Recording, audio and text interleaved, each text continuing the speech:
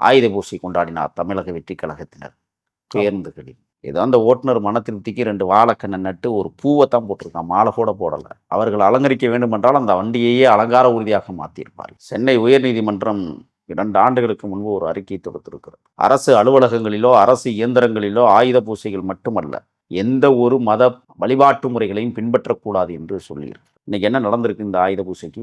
41 உயிர் தமிழர்களை பலி கொண்டதற்கு பிறகு நாதழுதழுத்து மனசு உடைஞ்சு போய் பேசுவதற்கே இதயம் இடம் கொடுக்காமல் இருந்த நேரத்தில் கூட நான் ஒரு வார காலம் இதை பற்றி நான் பேசவே இல்லை.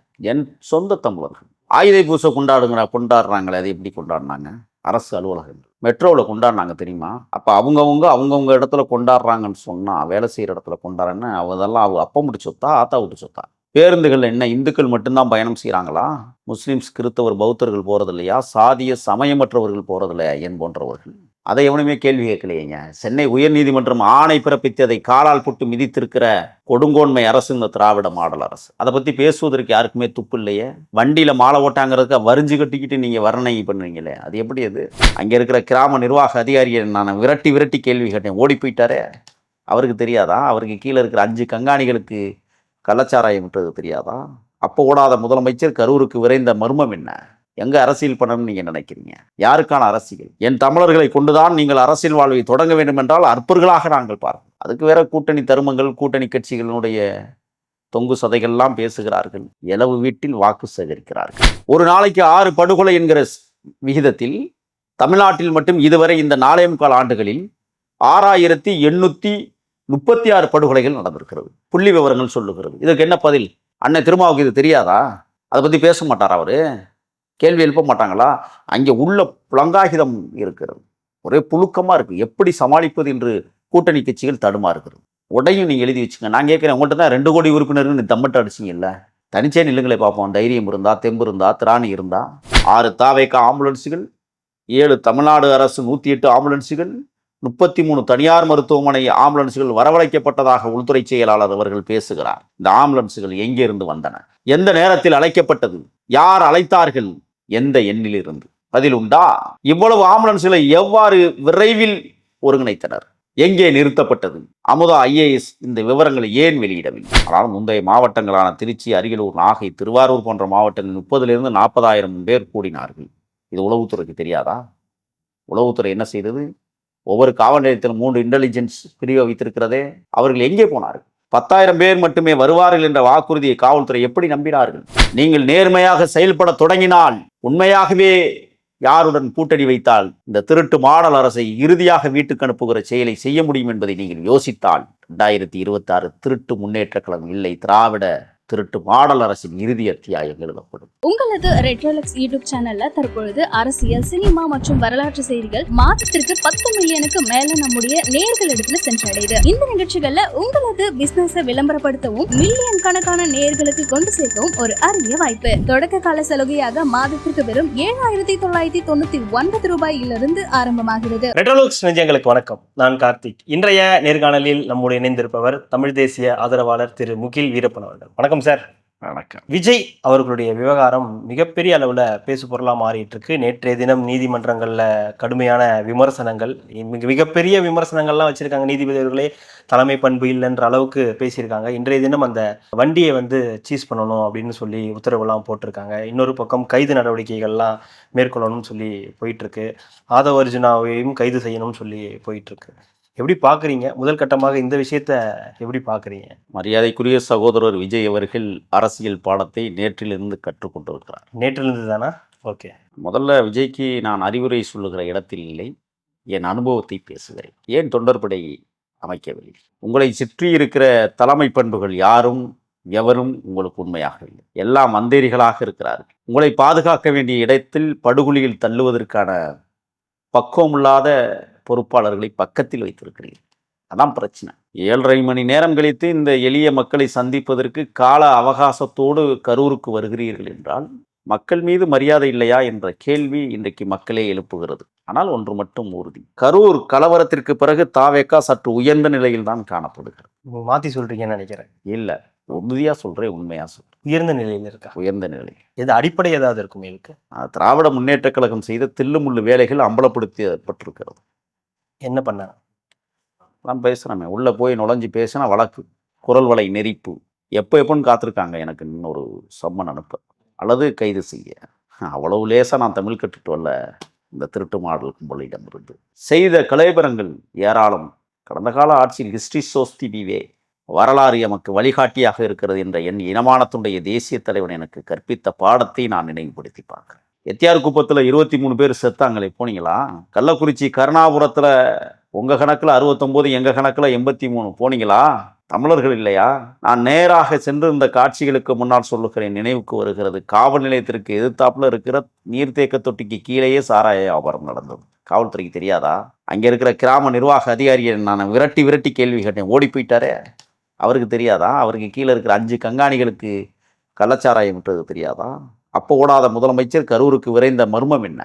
எங்க அரசியல் பண்ணணும்னு நீங்க நினைக்கிறீங்க? யாருக்கான அரசியல்? என் தமிழர்களை கொண்டுதான் நீங்கள் அரசியல் வாழ்வை தொடங்க வேண்டும் என்றால் அற்பர்களாக நாங்கள் பார்ப்போம். அதுக்கு வேற கூட்டணி தருமங்கள், கூட்டணி கட்சிகளுடைய தொங்கு சதைகள்லாம் பேசுகிறார்கள். இலவு வீட்டில் வாக்கு சேகரிக்கிறார்கள், கருமாதி வீட்டில் கண்ணீர் வடிக்கிறார்கள். உங்களுக்கு புரியும்னு நினைக்கிறேன். எவ்வளவு கேவலங்கட்ட அரசியலை இவர்கள் தொடுத்திருக்கிறார்கள் என்பதற்கு சாட்சி கண்ணீர் கடலில் மிதக்கிற கரூர் சம்பவம். மரியாதைக்குரிய முன்னாள் முதலமைச்சர் எடப்பாடியார் ஒரு நீண்ட நெடிய அறிக்கையினை வெளியிட்டிருக்கிறார். இதில் நான் என்ன கேட்குறேன்னா, ஒரே ஒரு கேள்விதான். எங்கள் தமிழர்களை 41 உயிரை பலி கொடுப்பதற்கு யார் காரணம்? பின்னால் இருந்தவர்கள் யார்? இதுதான் நான் கேட்குற ஒற்றை கேள்வி.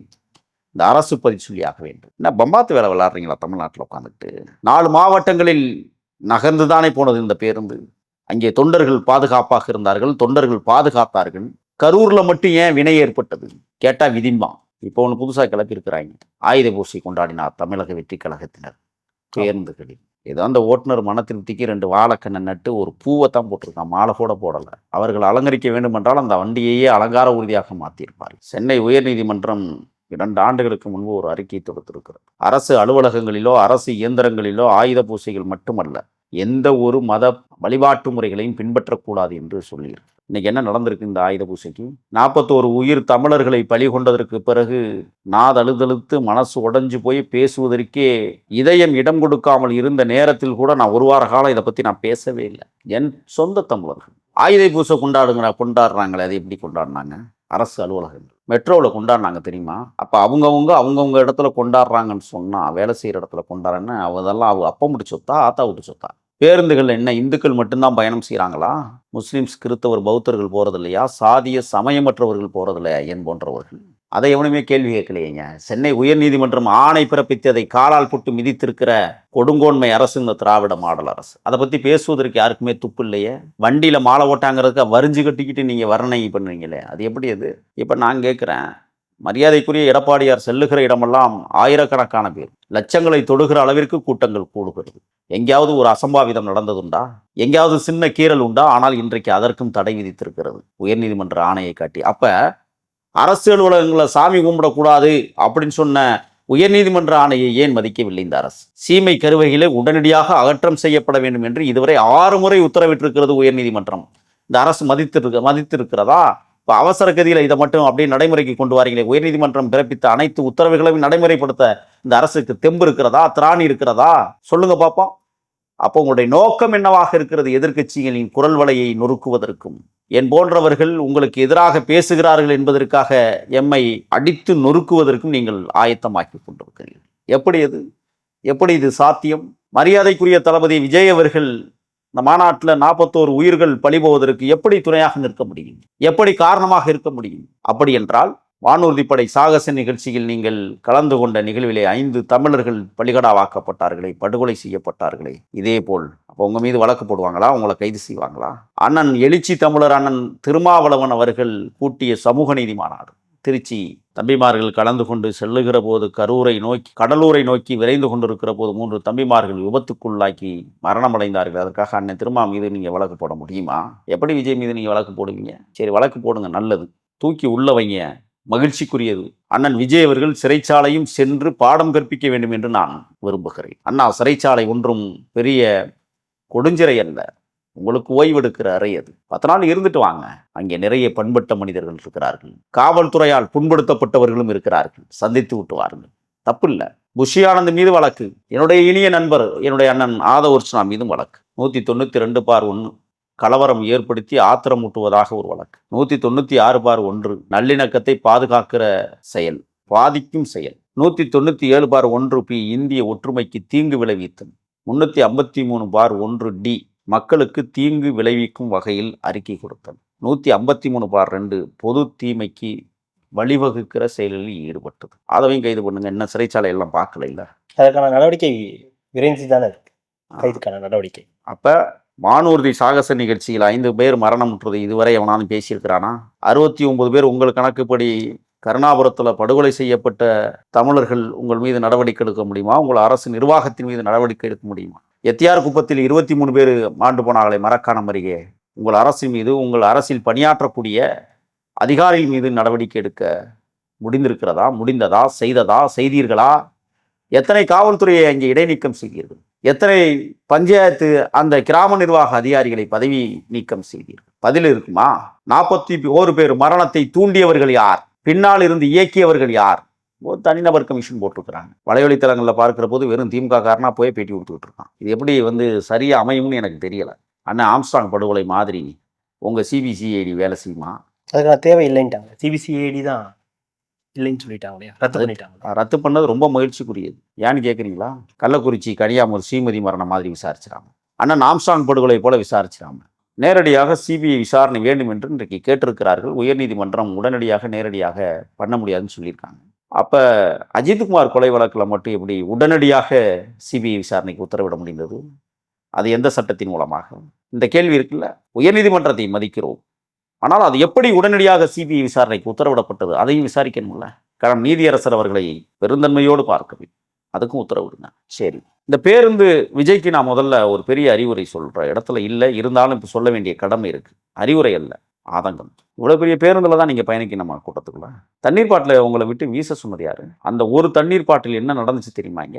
தலைவன் வீசுகிற தண்ணீர் பாட்டிலை தாகம் தீர்ப்பதற்கு தன் கையால் வாங்க வேண்டும் என்று முண்டி எடுத்துக்கொண்ட தொண்டர்களில் ஒருவன் கீழே விழுந்து மிதிவிட்டு செத்து போனான். சரி, லைட்டை போட்டு அமர்த்துனீங்களா? 1000 பேர் உங்களை பார்ப்பதற்கு லைட்டு வெளிச்சத்தில் முண்டி அடித்துக்கொண்டு காருக்கு முன்னால் வந்ததில் கூட்ட நெரிசல்.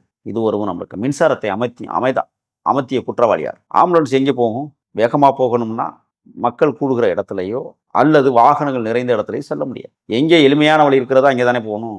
ஆயிரக்கணக்கில் திரண்டிருக்கிற தொண்டர்களுக்கு இடையில ஆம்புலன்ஸை அனுப்பியது யாரு அப்படிங்கிற கேள்வியெல்லாம் இருக்கு. இதுக்கு என்ன பதில்? மாண்புமிகு எடப்பாடியார் நடைபெற்ற அதே இடத்துல கடந்த ஜனவரி மாதம் இன்பத்துறை மரியாதைக்குரிய முன்னாள் நாடாளுமன்ற உறுப்பினர் அதிமுக ஒரு நிகழ்ச்சி நடத்தணும், அதுக்கு அனுமதி தாங்கன்னு கேட்டாங்க. காவல்துறை மறுத்தது. எப்படி சொல்லி மறுத்தது? கூட்டம் கூடுகிற அளவிற்கு போதுமான இடமில்லை என்று மறுத்திருக்கிறது. இப்போ எப்படி அனுமதி கொடுத்தீங்க?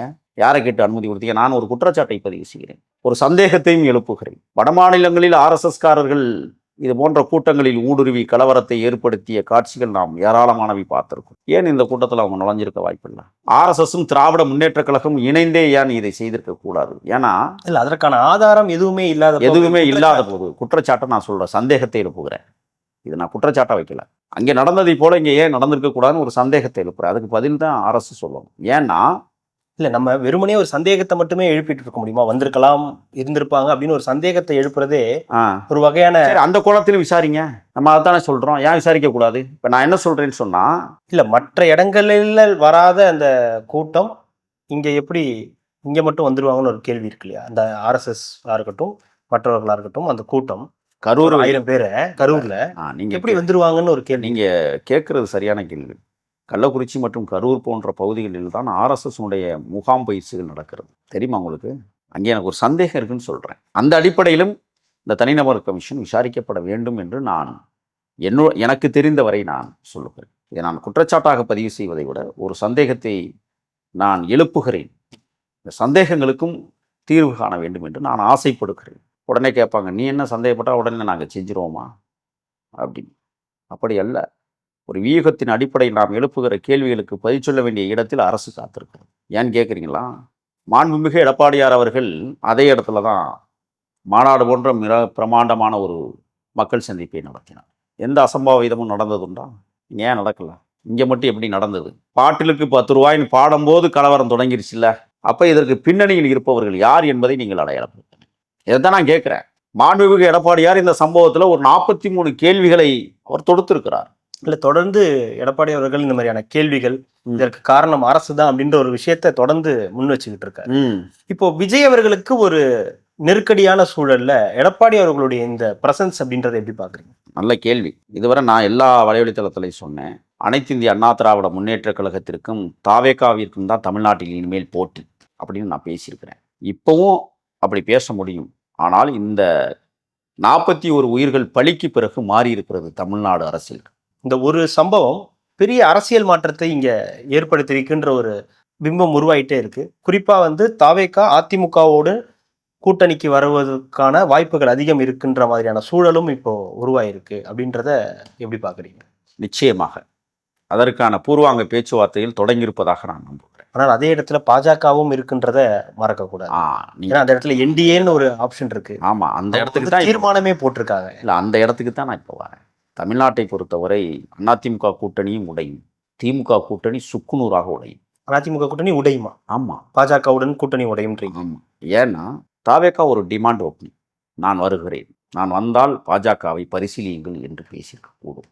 இது ஒரு ஆப்ஷன். இரண்டாவது ஆப்ஷன், ஏன் தாவேகாவோட பாஜக கூட்டணி வைக்கக்கூடாதா என்கிற கேள்வியும் இருக்கிறது. ஏன்னா எதிரணியில் இருக்கக்கூடியவர்கள் கேள்வி எழுப்புவார்கள். பாஜகவோட கூட்டி சேர்ந்துட்டாங்க பார்த்தீங்கன்னா, ஏன் நீங்கள் சேராதவங்களா? 2001 2011 நீங்கள் என்ன பண்ணீங்க? கூட்டு அமைச்சரவையிலேயே நீங்கள் இடம் பெற்றீங்க, ஞாபகம் இருக்கா? அதுக்கு பதில் என்ன? சனாதனம். உங்கள் கட்சிகளே சனாதனம் இருக்கே. ஆனா அப்ப இருந்த இதுக்கும் இப்போ இருக்கிற பாஜகவுக்கும் இருக்கிற வீரியம்ன்றது இங்க வேறையா இருக்கு இல்லையா? இல்லை, அந்த சனாதனம் அந்த எல்லாமே அன்னைக்கு பாரதிய ஜனதாவில் இங்கே ஆளே இல்லை. தமிழ்நாட்டில் கூட்டு வச்சிங்கல்ல, இறக்குமதி பண்ணதே நீங்கள் தானே. ஆனால் இன்னைக்கு பாஜக வந்து 3.6% வாக்குகளை தமிழ்நாட்டில் வைத்திருக்கிறதை எப்படி முடிந்தது? அவர்கள் எப்படி கால் ஒன்றுனாங்க? நீங்கள் தானே முதல்ல கொண்டு வந்து இறக்குமதி பண்ணீங்க. அதுக்கு என்ன பதில் இருக்கு சொல்லுங்க பார்ப்போம். அப்போ உங்களுக்கு தேவைன்னா நீங்கள் பேசிக்குவீங்க, தேவையில்லைன்னா திட்டுவீங்களா? நான் சொல்கிறேன், திமுக கூட்டணி உடையும். யார் என்ன திரும்பவே உடைப்பார்? வாய்ப்பே இல்லை. 100% வாய்ப்பு இல்லை. இப்போ கூட சமீபத்துல கூட சொல்லியிருந்தார், நீங்களும் திமுகவும் தாவேகாவும் என்ன டீலிங்கா, அவர் மேல கைது நடவடிக்கை எடுங்கன்னு அவரு சொல்றாரு. சரி, டீலிங்னா என்ன அர்த்தம்? என்ன மறைமுகமா கூட்டணியில இருக்கீங்களான்னு கேட்கிறாரு அவரு. ஏன் கேட்டாரு? ஏன் அவரை கைது பண்ணல, வழக்கு ஏன் பதிவு பண்ணலன்றது அவருடைய கேள்வி. திமுக அதை செஞ்சிருக்கணும்ன்ற அப்போ ஒரு ஆதங்கம் இருக்குல்ல அவருக்கு. ஏற்கனவே 136 கொடிக்கம்பங்கள் விசிகாவுடைய கொடிக்கம்பங்கள் தமிழ்நாட்டில் வெட்டி வீழ்த்தப்பட்டிருக்கிறது. 1372 பதாகைகள் கிழித்தறியப்பட்டிருக்கிறது. விசிகாவுடைய பதாகைகள் தெரியுமா உங்களுக்கு? தமிழ்நாட்டில் ஆணவ படுகொலை இதுவரை 33 நிறைவேற்றம் ஆகி முடிந்திருக்கிறது. ஒரு நாளைக்கு 6 படுகொலை என்கிற விகிதத்தில் தமிழ்நாட்டில் மட்டும் இதுவரை இந்த 4.25 ஆண்டுகளில் 6836 படுகொலைகள் நடந்திருக்கிறது. புள்ளி விவரங்கள் சொல்லுகிறது. இதற்கு என்ன பதில்? அண்ணன் திருமாவுக்கு இது தெரியாதா? அதை பற்றி பேச மாட்டாரா? அவரு கேள்வி எழுப்ப மாட்டாங்களா? அங்கே உள்ள புலங்காகிதம் இருக்கிறது, ஒரே புழுக்கமாக இருக்குது. எப்படி சமாளிப்பது என்று கூட்டணி கட்சிகள் தடுமா இருக்கிறது. உடையும் நீங்கள் எழுதி வச்சுங்க. நான் கேட்குறேன், உங்கள்கிட்ட தான் 2 கோடி உறுப்பினர்கள் தம்பட்டு அடிச்சிங்கல்ல, தனிச்சே நில்லுங்களே பார்ப்போம். தைரியம் இருந்தா, தெம்பு இருந்தா, திராணி இருந்தா எடப்பாடியாரோட மோதி பாருங்க, நின்று பாருங்க களத்தில். நான் சொல்லுகிறேன், என் தலைவனை உருவாக்கிய தலைவன் இயக்கம் அதிமுக. இல்லை, இதுல இன்னொரு பக்கம் ஒப்பீடுகள் ஒரு பக்கம் வந்துகிட்டு இருக்கு. ஸ்டாலின் அவர்களுக்கும் எடப்பாடி அவர்களுக்குமான ஒப்பீடு, அவங்களுடைய அந்த ஆட்சி காலத்தில் 4 ஆண்டு ஆட்சி காலம், 4.5 ஆண்டு ஆட்சி காலம், எடப்பாடி அவர்களுடைய 4.5 ஆண்டு ஆட்சி காலம் அப்படின்ற அந்த ஒப்பீடு ஒரு பக்கம் போயிட்டு இருக்கு. ஒரு சில மாதங்களுக்கு முன்பு வரை என்ன நடந்துகிட்டு இருந்ததுன்னா, திமுக வெர்சஸ் தாவேகான்னு சொல்லி விஜய் அவர்கள் பிரச்சாரம் பண்ணிட்டு இருந்தாரு. அந்த இடத்துல பொசிஷனிங் பண்ண முடியாம எடப்பாடி இருந்தாருன்ற மாதிரியான ஒரு விஷயம் பார்த்து. இப்போ மீண்டும் திமுக வெர்சஸ் அதிமுக, எடப்பாடி வெர்சஸ் ஸ்டாலின் அப்படின்ற ஒரு இடத்துக்கு போயிருக்கும்போது, ஸ்டாலின் அவர்களுடைய அந்த சாதனை பட்டியல் அப்படின்றது தொடர்ந்து சொல்லப்படுது. காரணம் வந்து அதனுடைய பெண்களுக்கான 1000 ரூபாய், மகளிர் பேருந்து, அப்புறம் நான் முதல்வன் திட்டம், இந்த மாதிரி கல்வியில் சிறந்தது தமிழ்நாடு அப்படின்னு நிறைய விஷயங்களை இடைபெறிக்கிறதுக்கு வந்தீங்க. 1000 ரூபா மாதம் கொடுக்குறாங்களா? 800 ரூபா சாராய கடைக்கு போகுது. அதுக்கு பேருந்தில் இலவச பயணச்சீட்டு மகளிருக்கு. அங்கே என்ன கூத்து நடக்குன்னு தெரியுமா? எதுக்காக பயணச்சீட்டு கொடுக்குறீங்க தெரியுமா உங்களுக்கு? கடைசியாக கணக்கு பண்ணி இத்தனை லட்சம் பேர் பயணிச்சிருக்கிறாரு, இத்தனை கோடி பேர் பயணிச்சிருக்கான்னு சொல்கிறது தானே. நடத்துனர் வந்து 5 பெண்கள் ஏறினா 10 சீட்டு கொடுத்து 5வது பெண்கிட்ட மீது 6 சீட்டு போகும்போது அப்படி பேக்கான்னு முடிக்கிறது தெரியுமா? யார்கிட்ட கொடுக்குறதுன்னு தெரியல. அது கணக்கீடா?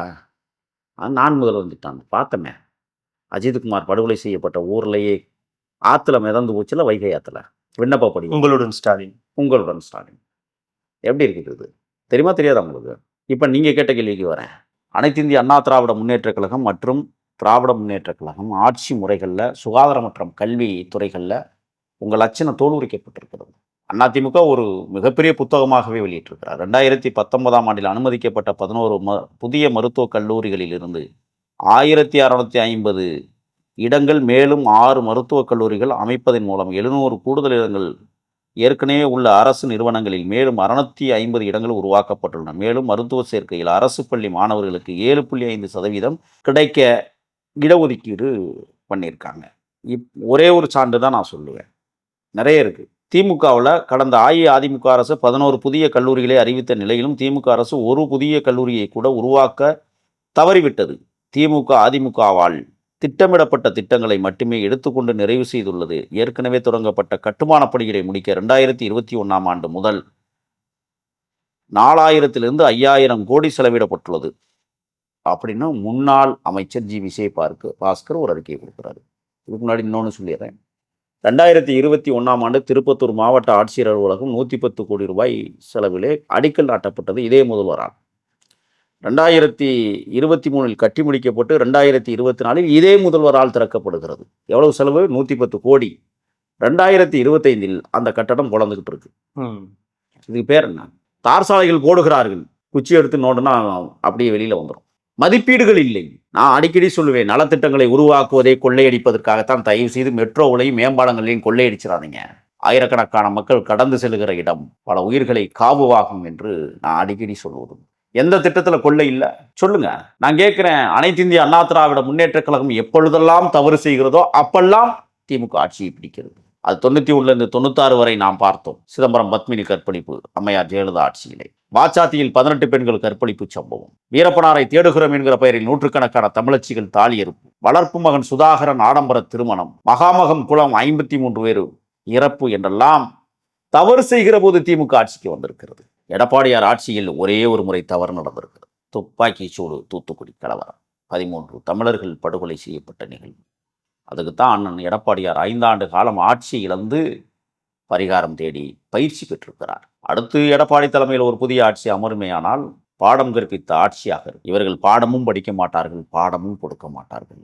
இவர்களை மட்டுமே பக்குவப்படுத்திக் கொள்ளுகிற ஆட்சியாக, திருட்டு மாடல் கும்பல் ஆட்சி இன்றைக்கு தமிழ்நாட்டில் நடந்து கொண்டே இருப்பதை நாம் பார்க்க முடிகிறது. பிழை நடக்கும், சரி செய்வது மனிதத்தன்மை. பிழைகளையே செய்து கொண்டிருப்பது எப்படி மனிதத்தன்மையாக? அதுதான் திருட்டு மாடல் ஆட்சி. இந்த ஒப்பீடுகள் நான் இப்ப வர்றேன். மரியாதைக்குரிய தமிழ்நாட்டினுடைய எதிர்க்கட்சி தலைவர் தொடர்ச்சியாக கரூரின் காட்சிகளில் கேள்விகளை எழுப்புகிறார். இதுவரை யாருமே பதில் சொல்லல. ஏன் சொல்லாம இருக்கிறீங்கன்னு எனக்கு தெரியல. தமிழ்நாடு அரசு வெளியிட்ட காணொளி பாதுகாப்பு குறைபாடுகளை புறக்கணித்து தாவேகாவை மட்டும் குறிவைக்க தகுந்த முறையில் ஏன் எடிட் செய்யப்பட்டிருக்கிறது? நான் கேட்கல, எதிர்க்கட்சி தலைவர் கேட்கிறார். காவலர்கள் சில இடங்களில் மட்டுமே காணப்பட்டுள்ளனர், ஆனால் அந்த இடங்களை மிகைப்படுத்தி காட்டும் வகையில் தனித்து ஏன் எடிட் செய்யப்பட்டுள்ளது? தற்போது அரசு அதிகாரிகள் திமுக ஐடிவிங் வேலையை செய்வது போல தோன்றுகிறது. பேசினாங்கல்ல, கரூர் சம்பவத்தை பற்றி அரசு வெளியிட்ட காணொளி திமுக ஐடிவிங் மற்றும் அதன் ஆதரவாளர்களால் வெளியிடப்பட்டும் காணொலியின் பாணியிலேயே உருவாக்கப்பட்டது ஏன்? இதுக்கெல்லாம் பதில் வேணும். இல்லை, அதை எப்படி ஐடிவிங் மாதிரி செயல்படுது நம்ம எப்படி புத்தாம்பதான் ஒரு கேட்க முடியும்? இப்போ மரியாதைக்குரிய இந்த பின்னாடி வரேன், அதுக்கெல்லாம் உங்களுக்கு விளக்கம் சொல்ல போறேன். திமுக ஐடிவிங் மற்றும் ஆதரவாளர்கள் சமூக ஊடகங்களில் பரப்பிய காணொலிகள் போதுமானதாக இல்லாததால் அரசு அதிகாரிகள் பத்திரிகையாளர் சந்திப்பை நடத்தி அதே மாதிரியான காணொலிகளை வெளியிட்டிருக்கிறார்கள். இப்போ புரிஞ்சிருக்கும்னு நினைக்கிறேன் உங்களுக்கு. உண்மையில் அரசு அதே காணொலியை மீண்டும் வெளியிட்டுள்ளது. இது திமுக ஐடிவிங் பயன்படுத்திய சான்றுகள். கரூர் சம்பவத்தில் தாவேகா பொதுச் செயலாளர் மரியாதைக்குரிய புஷி ஆனந்த், இணை பொதுச் செயலாளர் நிர்மல்குமார் மற்றும் மாவட்ட செயலாளர் மதியழகன் மீது எஃப்ஐஆர் போடப்பட்டிருக்கிறது. இருப்பினும் மதியழகனை மட்டுமே கைது செய்வதற்கான காலச்சூழல் ஏன் ஏற்பட்டது? நிர்மல்குமார் வெளியில தானே தெரிகிறாரு, ஏன் இதுவரை கைது செய்யல? ஆதவ் அர்ஜுனா வெளிப்படையாகவே தானே இருக்கிறாரு, ஏன் கைது செய்யல? இது அரசியல் காரணங்களுக்காக அரசு சிலரை மட்டுமே கைது செய்கிறது என்பதை போல காட்டுகிறது. உயர் பதவி வகிப்பவர்களை கைது செய்வதில் ஏற்படும் அரசியல் விளைவுகளை தவிர்க்க மாவட்ட செயலாளரை மட்டும் கைது செய்தது சரியா என்ற கேள்வி எழுப்புகிறார். இது அரசு கைது நடவடிக்கைகளில் நியாயமாக செயல்படவில்லை. முற்றிலும் தவறான கோட்பாட்டோடு இந்த அரசு இயங்குகிறது. ஆம்புலன்ஸ் அழைப்புகள் மாலை நேரம் 7:14 7:15 வந்ததாக இந்த உள்துறை செயலாளர் மரியாதைக்குரிய அமுதா IAS அவர்கள் அறிக்கையை கொடுத்திருக்கிறார்கள். அந்த நேரத்தில் விஜய் பேச தொடங்கவே இல்லை. அவரது பேச்சு தொடங்குவதற்கு முன்னால் ஆம்புலன்ஸ் அழைப்புகள் வந்ததால் அவரை தடுக்க முடிந்ததாக கேள்வி எழுகிறது. பேரழிவை தடுக்க வாய்ப்பு இருந்தும் அது புறக்கணிக்கப்பட்டது. ஆபத்தை அறிந்திருந்த போதும் அவர் பேச அனுமதிக்கப்பட்டது ஏன் என்ற கேள்வியை வைத்திருக்கிறார். 6 தாவேகா ஆம்புலன்ஸுகள் 7 தமிழ்நாடு அரசு 108 ஆம்புலன்ஸுகள், 33 தனியார் மருத்துவமனை ஆம்புலன்ஸுகள் வரவழைக்கப்பட்டதாக உள்துறை செயலாளர் அவர்கள் பேசுகிறார். இந்த ஆம்புலன்ஸுகள் எங்கே இருந்து வந்தன? எந்த நேரத்தில் அழைக்கப்பட்டது? யார் அழைத்தார்கள்? எந்த எண்ணிலிருந்து? பதில் உண்டா? இவ்வளவு ஆம்புலன்ஸ்களை எவ்வாறு விரைவில் ஒருங்கிணைத்தனர்? எங்கே நிறுத்தப்பட்டது? அமுதா ஐஏஎஸ் இந்த விவரங்களை ஏன் வெளியிடவில்லை? 10,000 பேர் மட்டுமே வருவார்களாகவே 500 காவலர்களை நியமித்தோம் என்று உள்துறை செயலாளர் சொல்கிறார். இந்த இடத்துல ஒரு புல் ஸ்டாப். ஆனால் முந்தைய மாவட்டங்களான திருச்சி, அரியலூர், நாகை, திருவாரூர் போன்ற மாவட்டங்கள் 30,000 40,000 பேர் கூடினார்கள். இது உளவுத்துறைக்கு தெரியாதா? உளவுத்துறை என்ன செய்தது? ஒவ்வொரு காவல் நிலையத்திலும் 3 இன்டெலிஜென்ஸ் பிரிவை வைத்திருக்கிறதே. அவர்கள் எங்கே போனார்கள்? 10,000 பேர் மட்டுமே வருவார்கள் என்ற வாக்குறுதியை காவல்துறை எப்படி நம்பினார்கள்? தாவேக்கா வந்து சொல்லிடுச்சு. எல்லாமே நீதிபதியே கேட்ட கேள்விதான். 10,000 பேருன்றதை நீங்க எப்படி நம்புவீங்க? முதல்ல இதற்கு முன்னாடியே எடப்பாடியார் சொல்லிட்டாங்க. 10,000 பேர் என் கட்சிக்காரன் வருவான் எழுதி கொடுத்துட்டாங்க. மீத பேர் வந்ததுக்கு எப்படி தாவேக்கா பொறுப்பாக முடியும்? நான் இன்டெலிஜென்ஸ் பிரிவை தாவேக்கா வைத்து நடத்துகிறதா துல்லியமாக அறிக்கை கொடுப்பதற்கு? அப்புறம் இதுக்கு நீங்க நடத்துற 3 உளவு பிரிவுகள் எதற்காக இருக்கிறது? என்ன கர்மாந்திரத்திற்காக வேலை செய்கிறது? எதற்காக அவர்களுக்கு மக்கள் வரி பணத்தில் சம்பளம்? உண்மையான கூட்டளவை கணிக்க உளவுத்துறை தோல்வியடைந்திருக்கிறது. உளவுத்துறை அதிகாரிகள் ஒவ்வொரு விஜய் கூட்டத்திலும் பங்கேற்கிறார்கள். அவர்களுக்கு உண்மை தெரியாதா? சோகம் நடக்கும் என தெரிந்து மாநில அரசு குறைவான காவலர்களை அனுப்பியது ஏன்? 500 காவலர்களை நியமித்தோம் என்று அமுதா ஐஏஎஸ் உள்துறை செயலாளர் அவர்கள் பேசுகிறார். நேரடி கண்காணிப்பில் 100 காவலர்களுக்கு மேல் இல்லை. ஊடக நேர்காணலில் கூட காவலர்களுக்கு இருப்பு இருக்கிறதா என்பதே தெரியவில்லை. சுமார் 50 காவலர்கள் மட்டுமே பரவி இருந்ததாக பங்கேற்பாளர்கள் தெரிவிக்கிறார்கள். அரசு உண்மையில் 500 காவலர்களை நியமித்திருந்தால் அரசாணை வெளியிடலாமே. யார் யார் பங்கேற்றார்கள், எத்தனை பேர் கலந்து கொண்டார்கள், அவர்கள் யார், எங்கிருந்து அனுப்பி வைக்கப்பட்டார்கள் என்று. காவலர்கள் தாவேக்கா தொண்டர்களை தடியடி செய்யவில்லை என்று உள்துறை செயலாளர் அவர்கள் பேசுகிறார். ஆனால் காணொலி ஆதாரங்கள் பல ஊடகங்களில் வெளியாகி தடியடி நடந்தது தெளிவாக காணப்படுகிறது. ஏன்? உண்மையில் கூட்டம் தடியடி மூலமாகவே கட்டுப்படுத்தப்பட்டது என்று ஏடிஜிபி மரியாதைக்குரிய டேவிட்சன் ஆசீர்வாதம் கூட கரூரில் இதை ஒத்துக்கொண்டார். காணொலி இருக்கு. அமுதா ஐஏஎஸ் தடியடி எதுவுமே நடக்கவில்லை என்று கூட்டத்தை கட்டுப்படுத்த லத்திகள் மட்டுமே பயன்படுத்தது என்றால் லத்திகள் எதற்காக? பொதுமக்கள் தடியடி நடந்ததை காணொலியில் பார்த்திருக்கிறார்கள். சுமார் 30,000 பேரை கொண்ட கூட்டத்தில் 500 காவலர்களுடன் லத்திகளை பயன்படுத்துவது ஆபத்தான விளைவுகளை உருவாக்கும் என்பது காவல்துறைக்கு தெரியாதா?